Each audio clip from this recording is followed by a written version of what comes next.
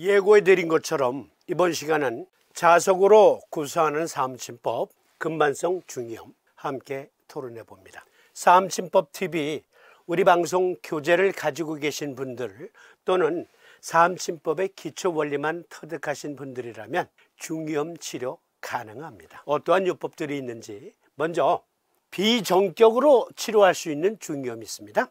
비정격은 소부와 대도혈에는 N극면, 대둔과 은백혈에는 S극면을 부착합니다. 대장정격증 중이염이 있는데요.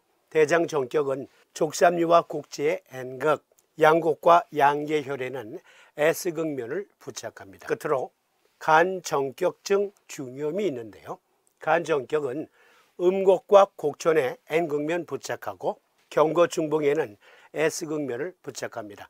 각각의 요법들은 어떠한 중이염에 적용할 수 있는지 계속되는 내용 주목해서 봐주세요. 특히 어린 자녀들을 두신 부모님들 주목해서 봐주세요. 3세 이하 영아의 약 3분의 1은 최소 3번, 3분의 2는 최소 1번 급성 중이염을 앓습니다. 그리고 감기, 독감, 또 알레르기성 질환 등등을 앓고 나서 귀환해야 하는 어린이들 많아요. 어린 자녀들을 두고 있는 분들 특히 주목해서 봐주세요. 그런데 아무리 쇼츠 형식으로 엮어드리는 시간이라 하지만 최소 이것만큼은 알아야 중이염 도움 줄 수 있다. 이것만큼은 알아야 먼저 유스타키오 관 기능과 구조를 알아야 중이염 치료 성공할 수 있어요. 여러분들 비행기 많이 타보셨죠? 비행기가 착륙을 위해서 이제 하강을 합니다. 하강할 때는 갑자기 급강하하는 게 아니죠. 서서히 고도를 낮춥니다. 그러면 기내에서 어떠한 일이 벌어지는가 여러분들이 다 경험한 바 있기 때문에 유스타키오 관의 기능과 구조 쉽게 이해되리라 생각됩니다. 먼저 하강 전에 기내 서비스 막 받고 할 때 식사하시고 할 때 그때는 비행기 하강 전이에요. 웨이드와 유스타키오 관의 압력은 동일한 상태입니다. 즉 웨이도 그리고 유스타키오 관 두 관로의 압력은 동일하다. 그런데 비행기가 이제 착륙을 위해서 서서히 하강을 합니다. 비행기 하강 시 기내 압력은 거의 높아집니다. 그러면 여기 웨이드의 압력도 높아져요. 그래서 고막을 뒤로 밉니다. 그 압력은 고막을 뒤로 밀어요.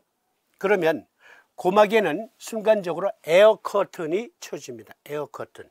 그러면서 유스타키오 관도 역시 기압의 영향으로 좁아져요.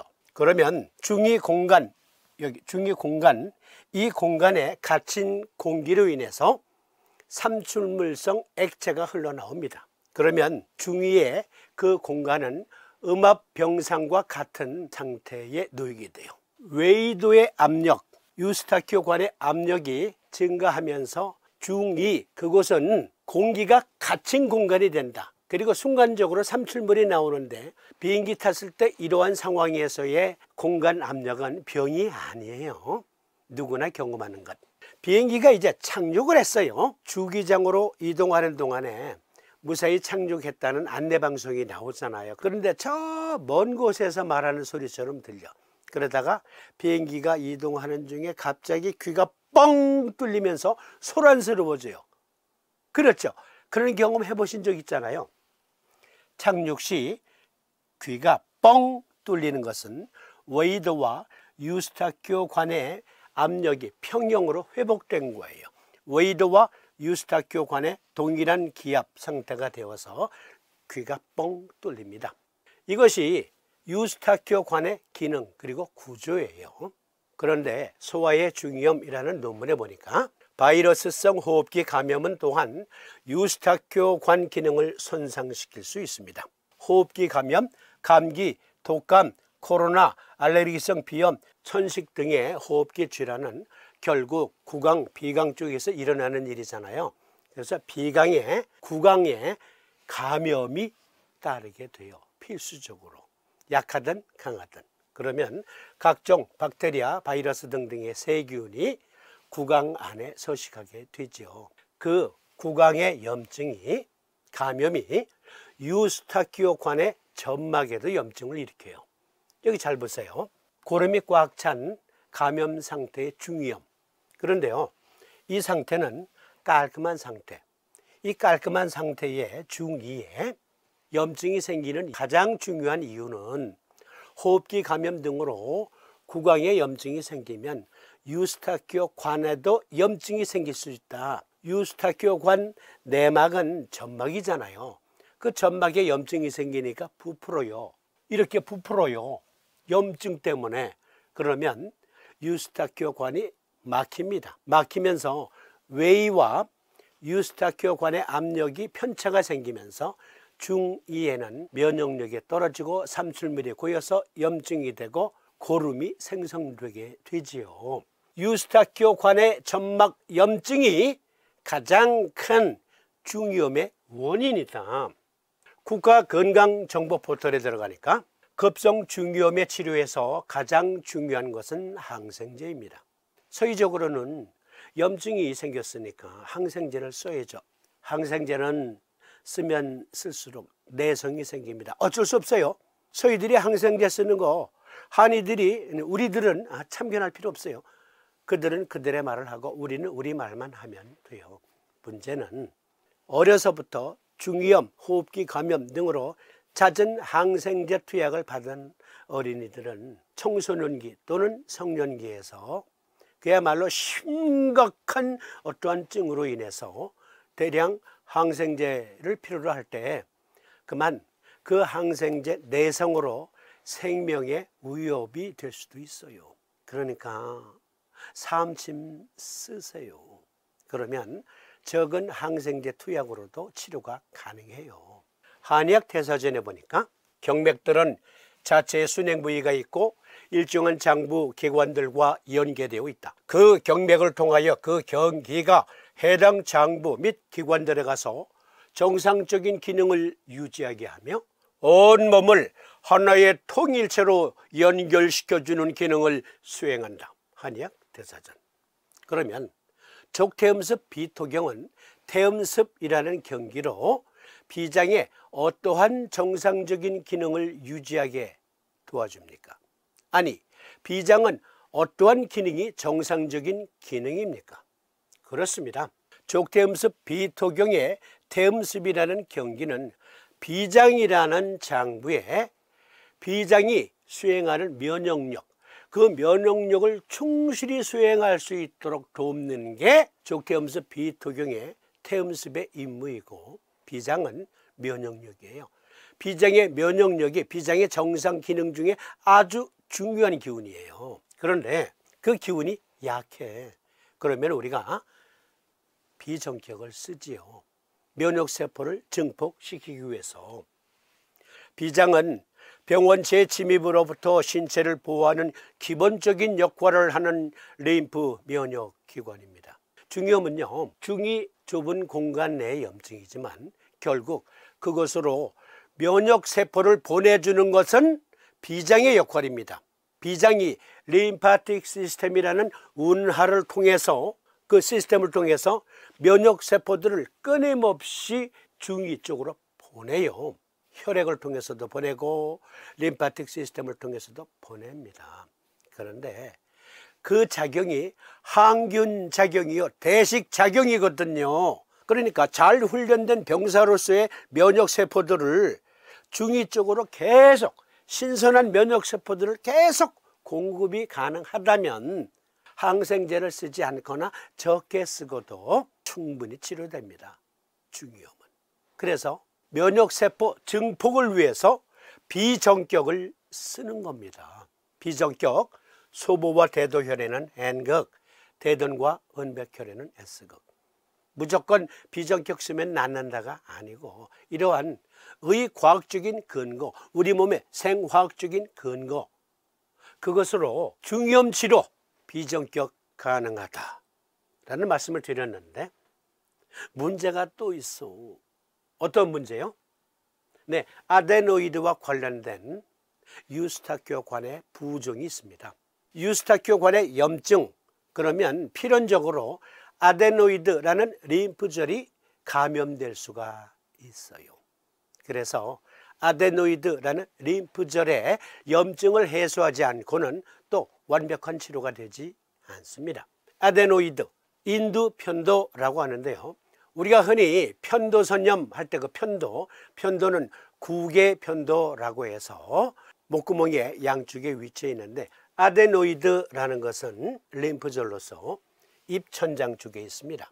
그런데 이 통로를 보면 아데노이드 사이에 유스타키오 관이 연락되어 있어요. 만약에 이곳에 염증이 생기면 비대해지거든요. 유스타키오 관로가 염증으로 비대해지듯 아데노이드라는 림프절이 감염되면 비대해져요. 삼두인께서 이하의 핵을 만져봐 우둘두둘의 염증일 수 있어, 암일 수 있어 라는 말씀, 요교를 빌어서 여러 번 말씀드렸잖아요. 그런데 이하의 핵이 두드러진 것처럼 아데노이드가 부풀면 그것은 염증을 일으키는 항원과 잘 싸우고 있다는 증거일 수도 있고, 또 하나 항복했다는 증거일 수도 있고, 염증이 진행 중이라는 증거일 수도 있어요. 어쨌든 그곳에도 염증 제거를 위해서 면역세포를 계속 보내주지 않으면 안 됩니다. 여기 아데노이드가 비대해져서 유스타키오 관을 누르거나 또는 유스타키오 관에도 감염을 시키면 이와 같이 중이염이 발생하는 거예요. 그래서 그것을 해소시키지 않고는 완벽한 치료가 되지 않습니다. 그런데요, 삼두인께서 이하의 핵을 만져봐서 우둘두둘하면 염증이 진행 중인 증거다라고 말씀하셨는데, 이하의 핵이라는 것이 림프절이잖아요. 우리 몸의 가장 큰 림프절은 비장이에요. 특히 면역세포를 공급하는 곳이기도 하죠. 그리고 구개편도도 림프절이고 아데노이드 역시 림프절입니다. 그러니까 만약에 이하의 핵을 만져봐서 우둘두둘하면 아데노이드가 부어 있을 수 있어요. 어린이는 잘 표현을 못 하잖아요. 그러니까 만져보는 겁니다. 만져보니까 우둘두둘해. 아데노이드라는 림프절도 부어 있을 수 있다. 그리고 입을 벌려보게 하면 구강부는 후렛이 있어요. 그걸 싹 비춰보면 아데노이드가 부어 있는 것이 확인되고, 또 구개편도까지 부어 있으면 더욱더 대장정격을 쓰는 겁니다. 여기 미국 국립보건원에 들어가서 논문을 찾아보니까 알레르기 및 중이염 소화에서 아데노이드와 아데노이드 염증의 역할, 아데노이드 염증, 아데노이드 부종이 유스타키오 관도 감염시키고 유스타키오 관을 좁게 만들고 그로 인해 중이염이 발생할 수 있다. 아주 중요한 원인이다. 그래서 이렇게 하시는 겁니다. 비정격 쓰시고 대장정격도 동시에 쓰시는 겁니다. 중이염에는 1차 선택이 그래요. 어떤 분들은 아니 둘의 관계는 기량적 관계라며, 그런데 두 가지 요법을 동시에 써? 삼두인 침구 요결 상한문에 보면 19번째 증 색상한증, 본방상한이라고 해서 쉽게 말씀드리면 쌍화탕증, 몸살, 여기저기 몸살 으실으실 춥고, 삼두인은 그럴 때 신정격을 먼저 놓고 유침시간 둔 후에 다 빼고 다시 신승격, 그리고 다시 신정격. 옛날에는 삼두인께서 그렇게 쓰셨지만 우리는 신정격과 소장정격, 마찬가지로 대장정격을 놓으면서 비정격을 놓는 것은 의과학적으로 근거가 있는 요법입니다. 예를 들어서 족태음습 비토경은 면역세포들을 염증이 생긴 중이 쪽으로 계속 파견을 해요. 그건 족태음습 비토경이 원래 하는 일, 우리가 침으로 참견하지 않아도 원래 하고 있는 일. 그런데 그 일을 잘 못해. 그러니까 비정격으로 우리가 참견하는 거예요. 빨리 가서 도와줘 라고. 대장정격은 그렇죠. 대장정격을 놓으면 림프 회수력을 통해서 중위에 고인 고름 삼출물을 회수합니다. 그리고 인두편도 유스타키오 관의 부종을 치료해 줍니다. 대장정격을 쓰면 부종이 가라앉아요. 그러면 외이와 내이의 압력이 균등해지면서 더욱더 림프 면역세포들은 중위 쪽으로 가기가 용이해집니다. 막힌 것을 대장정격으로 뚫어줬으니까. 정리해드리면 비정격을 쓴다 하면 내 몸의 면역세포를 증폭시켜서 항균작용, 마크로페이지 그리고 덴드리틱 셀 그 외에 여러 면역세포들이 가서 중이염을 일으킨 항원들과 싸우는 겁니다. 그러면 장렬히 싸우다 전사한 면역세포들의 사체 그리고 항원들의 사체들이 고름으로 형성되잖아요. 그것은 대장정격으로 회수한다. 유스타키오관이 부었다. 그리고 아데노이드 구개편도가 부었다. 네, 대장정격이 할 일이에요. 그 비대해진 것을 정상으로 돌리는 그 면역작용은 대장정격으로 동시에 쓰시는 겁니다. 만약에 왼쪽에 중이염, 우측에만 비정격, 대장정격 다 쓰시고요. 우측이다면 좌측에만 대장정격, 비정격 같이 쓰는 겁니다. 만에 하나 양측에 다 그렇다면 양쪽에 다 놓아도 돼요. 그런데 간정격증 중이염은 조금 양상이 달라요. 이것은 이어진 시간에